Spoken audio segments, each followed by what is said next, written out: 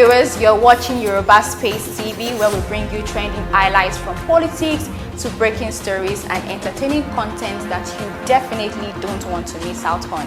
Ensure to subscribe on our channel and turn on your notification bell so as to get notified once a new video is dropped. Enjoy having. Àmọ́ níbi tọ́rọ̀ ń lọ yìí, wọn ò tí yẹ̀yẹ́ yín. Ẹ̀sìn yín ṣẹ̀ṣẹ̀ bẹ̀rẹ̀ ni. Ẹ̀sìn ó ṣẹ̀ bẹ̀rẹ̀ ni. Ó dàbí pé ẹ̀mọ́ ẹni tó ń pè Fúlàní. Ẹ̀mọ́ wọn tó ń pè Fúlàní. Wọ́n máa àní ẹ̀ tí ìṣẹ̀sìn. Àwọn tó létí a ti sọ fún wọn kí wọ́n gbà. Wọn ò fẹ́ gbà. Wọ́n á gbà. Wọ́n máa gbà. Ṣé bá ń wí fún yín, à ń sọ fún yín, apàlọ̀pàlọ̀ ẹ ṣe bẹ́ẹ̀ ò gbọ́. Kí n tó máa bọ́rọ̀ mi lọ, mo kí yín lọ́kùnrin lóbìnrin, lọ́mọdé àti lágbà ní gbogbo ibi tí ẹ ti ní oore ọ̀fẹ́ láti máa wo fídíò yìí. Etí tí ẹ fi ń gbọ́ mi, etí náà kúkú ní dìmọ́ yín létí, ojú tẹ̀sí fi ń ríran, kò ní fọ́mọ yín lágbárí. Kí ló gbé mi wá lónìí?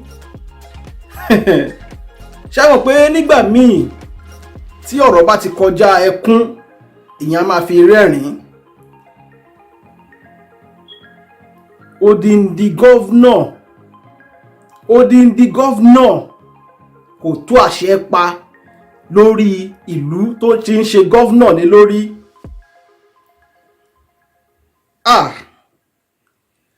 Ṣé ẹ ti rí? Tá a bá bá wọn wí láti ilé, tí ọmọ ò bá gbọ́, tá à ń kọ́ ọmọ, tá à ń pàlọ̀, tá à ń pàrọwà fún ọmọ láti ilé, tí ò bá gbọ́ nílé, tó bá dijọ́ kan wá kọ́ wá láti ta. Ṣebí à ń pariwo pé ẹ jẹ́ kí Nàìjíríà kó pín, kí Yorùbá dá wà. Ẹ̀yin ọmọ ilẹ̀ Yorùbá, àbẹ́yìn oníjẹkújẹ tẹ́ ń jẹ nídìí mọ̀dàrúlẹ̀ Yorùbá, ẹni kò ní rí bẹ́ẹ̀. Àmọ́ níbi tọ́rọ̀ ń lọ yìí, wọn ò tí yẹ̀yẹ́ yín. Ẹ̀sìn yín ṣẹ̀ṣẹ̀ bẹ̀rẹ̀ ni. Ẹ̀sìn ó ṣẹ̀ bẹ̀rẹ̀ ni. Ó dàbí pé ẹ̀mọ́ ẹni tó ń pè Fúlàní. Ẹ̀mọ́ wọn tó ń pè Fúlàní. Wọ́n máa àní ẹ̀ tí ìṣẹ̀sìn. Ṣé bá ń bá yín sọ pé ẹ jẹ́ kí Nàìjíríà ó pín, àmọ́ torí ẹ̀sùn tẹ́rẹ́tẹ́rẹ́ tẹ̀ ń rí jẹ lára wọn, lára ọ̀rọ̀ ilẹ̀ yín, lára ogún ilẹ̀ yín, wọ́n ń gbà. Wọ́n wá fún yín ní ẹ̀sùn tẹ́rẹ́ ń bẹ̀. Inú yín á máa dùn, ẹ máa fò mọ́. Ẹ rò pé ti rí owó gbà, owó tó jẹ́ owó tí yín gangan, tó jẹ́ pé èyí tó pọ̀ jù nínú owó táwọn wí ilẹ̀ yín gangan náà ti kó. Èmi ò lọ́rọ̀ tó pọ̀ láti bá yín sọ. Nígbà tásìkò bá tó, àwa tá à ń pariwo ń sìn pé kẹ́ jẹ́ ká pín Nàìjíríà, àwa máa wá sinmi, àwa dákẹ́. Ẹ̀yin gangan tẹ́ ẹ̀ sọ pé àfiwọ́n Nàìjíríà lẹ fẹ́ kúlé lórí. Ẹ̀yin kan lè máa bẹ̀ sí ní máa pariwo ń gbà yẹn pé ẹ ò ṣe mọ́, ẹ fẹ́ kán pín Nàìjíríà. Ṣẹlẹ̀ ní gbọ́ràn ni, kò tí ẹ̀ wá kàn yín bọ́ ṣe ń pa lógún tó ń pa lọ́gbọ̀n lójoojúmọ́, kò kàn yín. Ẹni àmọ́rí ìbá kú lọ́rọ̀ ti yín. Nílùú tó Ọlọ́run dídí kẹ́, gbogbo ẹ̀rẹ́ wa ń ṣẹlẹ̀ lóríṣiríṣi. Wọ́n gbéyàn lénìí, wọ́n pààyàn lọ́la, wọ́n ń fẹ̀sùn òfin pábáyàn lòpọ̀ nígbà tí ò sófin ìlú mọ́. Tó bá jẹ́ pé ìlú tó fi ń wà ń bẹ̀ tó fi ṣe ń ṣiṣẹ́ ni, gọ́fúnà a máa sọ̀rọ̀, kọmíṣánná pólísì a máa sọ pé kò rí bẹ́ẹ̀. Tí ò bá ṣe pé ká má sọ̀sọ̀kúsọ lórí afẹ́fẹ́ ni. Àmọ́ ṣá, tẹ́ bá lẹ́ ò ní gbọ́ lérò, wọ́n á kọ́ yín wá láti ìta. Ṣé bóun náà ti ń fi hàn yín pé ẹ ò ní àṣẹ lórí stéètì tẹ́ ìjọba lé lórí? Àbí wọ́n sọ fún yín pé ẹ̀ láṣẹ mọ́ nìyẹn. Nígbà tó máa sọ̀rọ̀ sọ pé Malami àbí kí náà ti ń pè é, bóun ló ní kóun máa bí ọ̀dà gọ́vnọ̀. Báwo ni ti Malami ṣe jẹ́ ní stéètì Lagos State?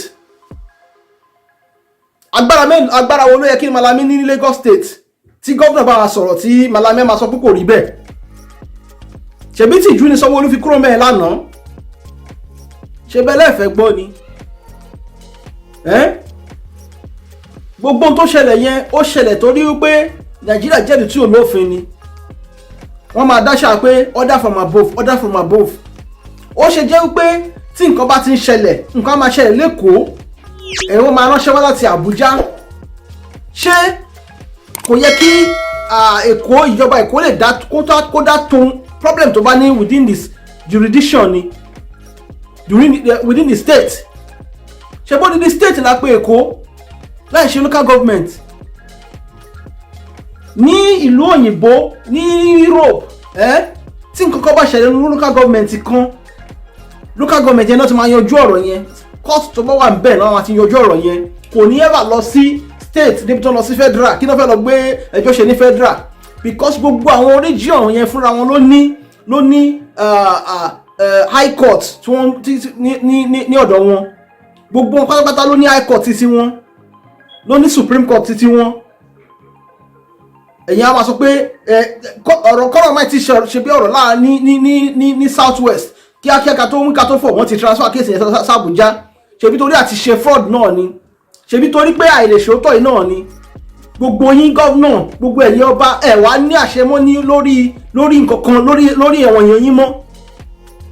Tí àwọn Fúlàní bá ti pàṣẹ láti òkè wá, Fúlàní ló wá ń pàṣẹ lẹ́yìn lọ́wọ́, ló ń là lẹ́yìn lọ́wọ́, ẹ ò lè kọ ẹ̀gbìn yìí. Kí ló dé fà tẹ́ ẹ lè kọ ẹ̀gbìn yìí? Kò sí nǹkan méjì bí ó ṣe pé àjẹbánu tẹ́ ẹ ti jẹ lọ́dọ̀ Fúlàní. Ẹ mọ̀ pé jọ́tẹ́ bá ti lè tako Fúlàní lójú wọn, gbogbo àṣírí ìkọ̀kọ̀ yín wọ́n bá yín tú sí gbangba ni. Àbí bẹ́ẹ̀ kọ́? Bàbá Ọbásanjọ́ máa sọ̀rọ̀ níjọ́ wo láìpẹ́ yìí. Wọ́n sọ pé Nàìjíríà ó sọ àwọn di nǹkan táwọn ti dà lónìí, pé ilẹ̀ Odùduwà kò lè ṣe nǹkan táwọn tó ṣe fáwọn, tí Nàìjíríà ṣe fáwọn kò lè ṣe fáwọn. Ó yé wa náà, torí tó wáyé pé ilẹ̀ Yorùbá la wà ní tí òfin máa wà, tófin wà tí tẹ́lẹ̀ pé everybody máa tẹ̀lé òfin, ẹ ò ní lè jẹ ìjẹ ìwọ̀bìà, ẹ ní lè jẹ ìjẹ kẹ́nìkan jẹ kí ilẹ̀ fẹ̀ lọ́dọ̀ ti yín. Tẹ́bi á máa pọ̀ ọ̀pọ̀lọpọ̀ ọmọ ọlọ́mọ tẹ́yìn wáyà ti wà òkè, táwọn ọmọ yín ti wà òkè, kò gbogbo ètò kù kò kàn yín mọ́. Ṣé bọ́n tí ò jẹ́ kí gbogbo yín lè máa sọ̀rọ̀ nìyẹn? Ẹ máa sọ pé Nàìjíríà nígbà tẹ́ pé Nàìjíríà fàyè gba illegalities lóríṣiríṣi. Nàìjíríà fàyè gbà yín láti kó owó tó bá ṣe fẹ́. Àbí kí ni iṣẹ́ wo ni bàbá yín ṣe? Ọbásanjọ́ iṣẹ́ wo ni bàbá yín ṣe tẹ́ fi di nǹkan tẹ́ dà lẹ́nìí?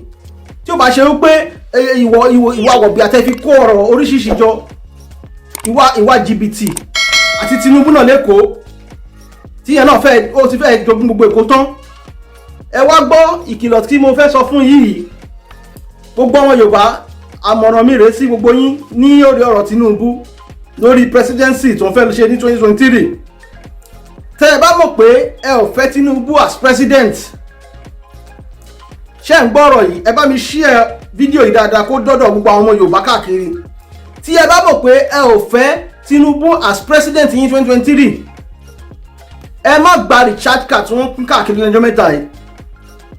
Ṣé ń gbọ́ ọ̀rọ̀ yìí? Ẹ má gba recharge card tí wọ́n pín káàkiri lọ́jọ́ mẹ́ta yìí. Ìdí àkọ́kọ́ leléyìí. Tẹ́ ẹ bá wòye ẹ rí pé recharge card yẹn wá sọ fún yín pé bí ẹ ṣe ń gbà kò sí network tí ò bá ṣiṣẹ́. Bẹ́ẹ̀ lóde sórí Airtel ó máa lọ, bẹ́ẹ̀ lóde sórí Glo ó máa wọlé, bẹ́ẹ̀ fi sórí MTN ó máa wọlé, àti bẹ́ẹ̀ bẹ́ẹ̀ lọ. Kò sí network tí ò bá ṣiṣẹ́. Now wọ́n sọ láyé níjọ́ mẹ́ta ìtẹ́lẹ̀ wípé wọ́n ti àwọn Senate wọ́n ti pass bill pé wọ́n fẹ́ máa ṣe electronic voting láti 2023 lọ, àbí bẹ́ẹ̀ kọ́? Ẹ máa di ọ̀rọ̀ mi o. Electronic voting yẹn wọ́n ti mọ̀ wípé tó bá di 2023 àwọn ò ní lè rig election, wọn ò ní lè ṣe ballot snatching, wọn ò ní lè ṣe fraud nínú election yẹn. Now gbogbo èyí tẹ́ bá ti wá gba recharge card, tẹ́ bá ti load ẹ̀, nọ́mbà yín ó ti automatically show pé ẹ ti vote fún Tinubu nìyẹn, because data yín máa wà lọ́wọ́ wọn. Nọ́mbà yín òun náà máa ka àwọn tó bá vote tó máa fi ka vote nígbà yẹn. So tó bá ti lè mú kẹ́ gba káàdì lọ́wọ́ wọn kẹ́ load ẹ ti vote automatically fún Tinubu nìyẹn with electronic voting system tó fẹ́ introduce. Ẹ má sọ pé ẹ ò gbọ́ o, ẹ má sọ pé ẹ ò gbọ́, torí Tinubu tá à ń sọ yìí a ò hate Tinubu. Àmọ́ ṣé wọ́n fi àwọn aláìsàn ṣe wá ní Nàìjíríà ni, àwọn aláàárẹ̀, àwọn tó ti sick sára tán. I'm sorry to say, ẹ má misquote mi, mi ò sọ pé èèyàn kì í ṣàárẹ̀ àmọ́ tí èèyàn bá ṣàárẹ̀ kí ló yẹ kí èèyàn ṣe èèyàn lọ sinmi ní èèyàn lọ ṣètọ́jú ara ẹ̀ àbẹ́ máa sọ pé orí fídíò Tinubu tó circulate lẹ́nu mẹ́ta yìí tí bàbá fẹ́ dàwó àìmọye fídíò tá ti rí tó jẹ́ pé bàbá bí kí bàbá fẹ́ dàwó bí kí bàbá fi lẹ́gbẹ̀lẹ́gbẹ̀ ni ṣé irú ẹni báyìí ni a fẹ́ ṣe president a ṣì ń kó eléyìí tó wà ń bẹ̀ la ṣì ń bá fà lọ́wọ́ yìí ìyẹn wọn tún sọ̀rọ̀ náà lẹ́yìn ó ń sọ̀rọ̀ bẹni tí mi mọ̀kàn tí ì bá pé ìyẹn Buhari ìyẹn náà sọ̀rọ̀ bẹni tí ẹni tó yẹ pé opportunity lásán ni òun náà sọ pé àwọn youth wọ́n béèrè nípa question nípa àwọn youth lọ́wọ́ ẹ̀ nípa ọjọ́ ọ̀la àwọn youth wọ́n sọ pé ẹ̀kọ́ wọn tọ́wọn youth bá ti ní degree wọn tán ẹ̀kọ́ wọn máa gbọ́kànlé pé ìjọba ló máa provide iṣẹ́ fún wọn lóòótọ́ àwọn ọ̀dọ́ wọn sọ pé dandan ìjọba kí ìjọba provide iṣẹ́ fáwọn but ṣe fún wọn ní viable environment ṣe fún wọn ní environment láti ṣiṣẹ́ tán ní ṣe fún wọn ní environment láti utilize potential wọn ọmọ mi àti ẹ̀kàwé tó ń da kò fẹ́ kó ṣe pé fẹ́ lọ ṣiṣẹ́ iṣẹ́ kí ló ti ń pè ṣe oṣù but have you created a viable environment iná nílùú kò ṣe déédé transportation system kò wá òkè iná kò sí omi kò sí nílùú báwo lè ṣe fẹ́ kó wọ́n yàn survive gbogbo èèyàn wá tún tó kò wá tó kọ́ wá máa pa àwọn èèyàn lórí oko wọn lójoojúmọ́ kọ́ máa bọ́mọ ẹlòmíì sùn adẹ̀ ń sọ́nà dàbí sọkúsọ ni ṣùgbọ́n mo mọ̀ pé ẹni tó bá máa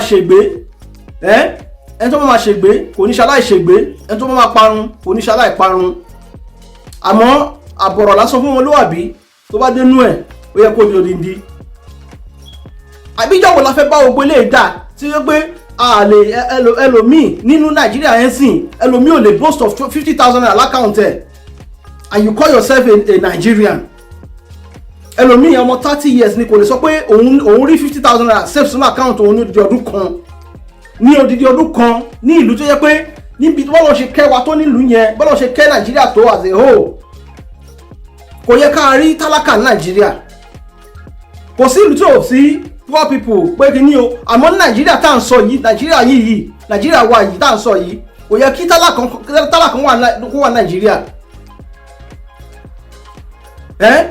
àmọ́ ẹ wo nǹkan tó ṣẹlẹ̀ ní Nàìjíríà bí nǹkan tọ́nà fún Nàìjíríà tó àwọn ìlú ó dá ní Libya lásán láti ibi odidi bí 9-10 years wọn ní president wọn ní government ń bẹ̀ yẹn àmọ́ iná ò dá wọn láàmú o wọ́n ń lóná déédéé bẹ́ẹ̀ kẹ̀ ní Nàìjíríà bá ṣe ń lo báwa ṣe àwa ń sanwó iná ni ààrínà lò ní Libya wọ́n ń sanwó iná wọ́n ń sanwó omi wọ́n ń san tax ní Libya bí wọ́n ṣe níjọba tó láti bí ọdún 10 síbẹ̀ ayé wọn ò bàjẹ́ tó ayé Nigerians ní Nàìjíríà kẹrẹ bó sanwó iná wọ́n tún wá káwáyà iná ẹ̀ lórí pé òrìnà yẹn lò ní o àdẹ́sọ fún pé kẹjẹ́ ká pín Nàìjíríà yẹn pé àwọn tó wà Nàìjíríà is in the hand of our enemy àwọn ọ̀tá Nàìjíríà gangan ni Nàìjíríà wà lọ́wọ́ wọn Nàìjíríà ti wọ one chance ọ̀pọ̀lọpọ̀ wọn sì bọ́ ṣe ń kúrò ń bẹ̀ náà fọwọ́ wọn dí bọ́ ṣe ń kúrò bẹ́ẹ̀ ẹlòmíì kan sì wà ń bẹ̀ ó fi ìyàwó ẹ̀ sí ó fọmọ ẹ̀ sí báwo lè ṣe fẹ́ kí ìlú ó dà bẹ́ẹ̀ yẹn báwo lè ṣe fẹ́ kí nǹkan wà òkè nígbà tí bàbá wa ti ń fọn tọ́mọ náà ti ń fọn bàbá wa wà ní gọ́vnà ọmọ wa wà ní senate àbúrò wa wà ní house of assembly ẹ̀gbọ́n wa wà ní kí náà ti ń pè ẹ wá pínra yín káàkiri bẹ́ẹ̀ ni pé ẹnìkan náà ṣayé fún torí pé kò sófin ẹ wo ẹ̀yin èèyàn mi Yorùbá ní ọ̀pọ̀rọ̀ kágbọ̀n afẹ́fẹ́ ló máa ń gbé lọ ẹ bá mi share fídíò yìí ẹ jẹ́ kó kàn wọ́n tó yẹ kó kàn lára ẹ jẹ́ kí a ṣe àtúnṣe àfi ká pín Nàìjíríà kí Yorùbá nation kó dá wà ká lè tún nǹkan bẹ́ẹ̀ ṣe ti rí mo ń sọ lẹ́ẹ̀kan gbogbo ẹ̀yin tẹ́ ń sọ pé Nàìjíríà ò ní pín tó bá yá tó bá tásìkò àfàìkọ́ yìí pé ilé máa padà máa bẹ̀bẹ̀ pé ká pín Nàìjíríà ń gbà yẹn nígbà tí ojú yín bá bẹ̀rẹ̀ sí ní rí nǹkan táwọn àgbà ti ń rí sìn ìgbà yẹn lè máa tún wọ́n pé ó dàbí pé kò ṣe dúró wò mọ́ àfi ká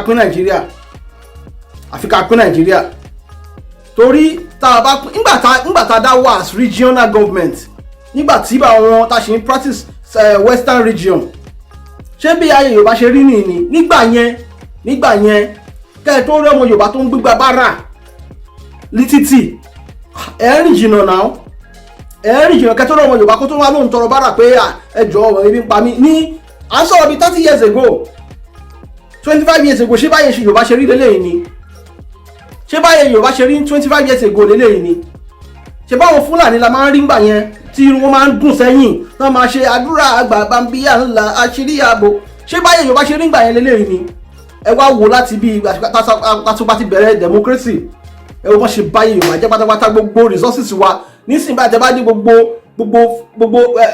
kí ló ti ń pè gbogbo top positions ní Nàìjíríà Fúlàní ló fẹ́ occupy gbogbo ohun tán àwọn kọ́dẹ̀ ló fàyè gbà wọ́n nílẹ̀ Yorùbá yìí náà alára àwọn leader ta pè ní leader ilẹ̀ Yorùbá leader àwọn South East àwọn kan ló fàyè gbà wọ́n torí ìjẹkújẹ tó fẹ́ jẹ ìjọ ò lẹ́fẹ́ ṣe gbélé ìdá tẹ́ máa ta ìran yín tán ni ìbàjẹ́ pé báwọn bàbá láti yín ṣe tó yẹ pé àwọn bàbá tí tó bí yín tó yẹ pé wọ́n yẹ ti tàwa tán lélẹ̀ ṣẹ́yìn máa débi tẹ́ délé ní torí ẹ̀ ń ṣe gbogbo ẹ̀ sìn ẹ̀rọ tàwọn tó ń bọ̀ lọ́la náà tẹ́ bá ro tàwọn ọmọ yín tó ń bọ̀ lọ́la ni ẹ̀ ní ṣe gbogbo tẹ́ ń ṣe yìí ẹni ṣe gbogbo ìtẹ́ ìṣe yìí torí ẹlòmíì nínú àwọn tó ń pera wọn ní àwọn ọba àwọn ìjòyè ń sìn wọ́n ti ń fi Fúlàní láàyè oríṣiríṣi àwọn tó wáyá ẹ̀wá ta ogbolẹ̀ tán tí wọ́n ti yá before you know it táwọn yẹn bá ti gba ogbolẹ̀ tán àwa di pé kí ẹ̀yin tẹ́jọ́ mọ nílẹ̀ kẹsàn án máa tún lè rà lọ́wọ́ àjòjì kò ń ṣe nǹkan tó burú láti kó èèyàn mọ́ra kò ń ṣe nǹkan tó bad láti kó èèyàn mọ́ra bọ̀ ìdálù ní ìṣèlú òfin gbọ́dọ̀ wà láti sọ pé nílẹ̀ tí wà àwọn òun talẹ̀ fún àjòjì o a lè lease ilẹ̀ fún yín tó bá dẹ̀ tásìkò tí contract yẹn bá ti expire wọ́n á lọ tó bá dẹ̀ lọ tó bá yẹ pẹ̀sì ṣùgbọ́n máa continue contract yín ẹ̀rì níwọ̀n ẹ̀ kí wọ́n ṣe pé kẹ́ máa ta property àwọn ilẹ̀ àjogúnbá yín kẹ́ máa ta fún àwọn àjòjì kẹ́ máa ní ẹ̀fín mọ̀ ọ̀yàn mọ́ra ni nítorí owó yìí gbàtọ́ bá wá di ọjọ́ ọ̀la tí wọ́n ní máa sọ nípa ọ̀n ní máa sọ nù tàn pé nígbà ayé lágbájá nígbà ọba báyìí nígbà baálẹ̀ báyìí ní nǹkan báyìí ṣẹlẹ̀ náà gba àwọn arábí ìgbàlẹ̀ báyìí ṣé wọ́n ní máa sọ ní ṣé kò tó yẹ kẹ́ máa sọ lẹ́yìn yín nìyẹn gbogbo àwọn ọba lókùnrin lóòótọ́ wọ́n ti dàgbà o àdẹ̀bò jẹ́ ṣe pá ń fi ọ̀rọ̀ ikú yọ̀ wọ́n àmọ́ ọ̀pọ̀lọpọ̀ àwọn ọba tó ń kú lè ní lára ẹlòmíì tó máa sọ pé tó máa ṣojú ayé lọ́dọ̀ wọn tó bá dẹ́yìn tán pé ọlọ́run ti ẹ̀ ṣe wọ́n lọ ló máa sọ tó ló mọ̀ nǹkan tó ń dánwò nígbà tó wà láyé àmọ́ ọba tó bá ṣe nígbà tó wà láyé tó yẹ bó ṣe dáadáa gbogbo ẹ̀ ló máa sọ pé ẹni yìí nígbà ayé títí ẹ̀ kò jẹ́ báyìí kò ṣe èèyàn báyìí ló ṣe rí ẹ jẹ́ ká fi lẹ́gẹ́sì tó dáa kalẹ̀ nítorí ọjọ́ àti sùn ni ọ̀rọ̀ mi ò ní ju báyìí lọ kọ́lọ̀ má kọ àtúnrí wa a ó tún máa pàdé ńgbà míì ẹ bá mi share fídíò yìí ẹ jẹ́ kó dé àwọn ibi tó yẹ kó dé bóyá ta bá ń bá wọn sọ tó bá pẹ́ bó bá yá wọn á gbọ́ ẹ ṣé ó dàbọ̀.